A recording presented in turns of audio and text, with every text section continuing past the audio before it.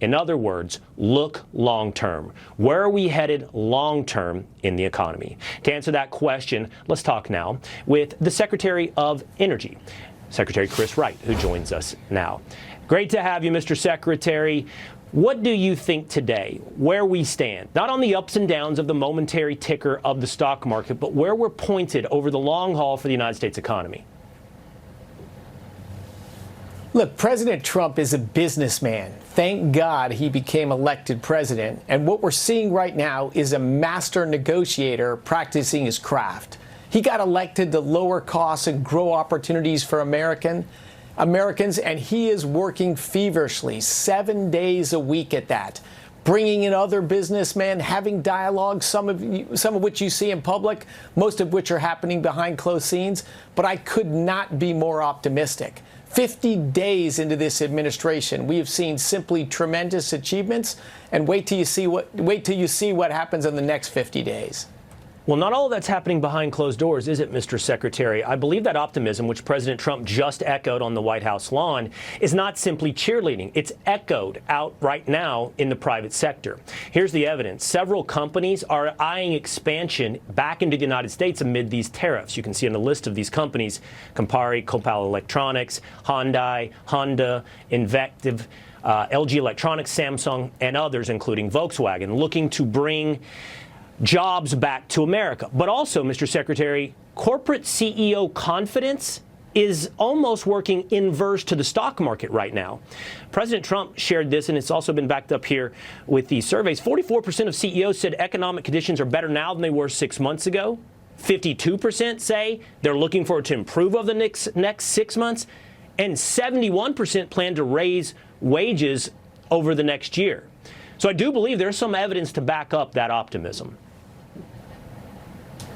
I love that last number.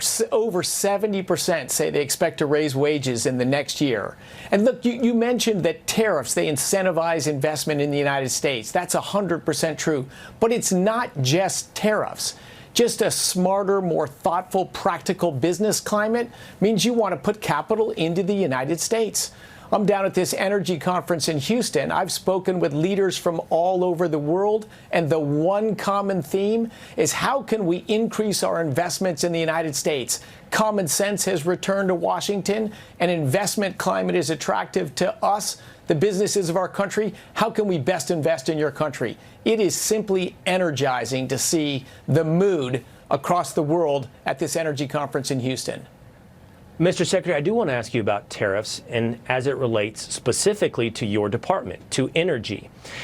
President Trump put this out on Truth Social over the prospect of the premier from Ontario shutting off electricity to combat tariffs. Trump said, why would we allow another country to supply us electricity even for a small area? Who made these decisions and why? Can you imagine Canada stooping so low as to use electricity that so affects the life of innocent people as a bargaining chip and threat? They will pay financial price for this so big that it will be read about in the history books for many years to come. Why do we have electricity that we depend on coming from Canada? Well, hydroelectric. They have dams in Ontario that got to go to marketplace, and those dams are not far from the U.S. border. So we do have free flow of electricity, free flow of oil and natural gas both ways across the U.S.-Canadian border.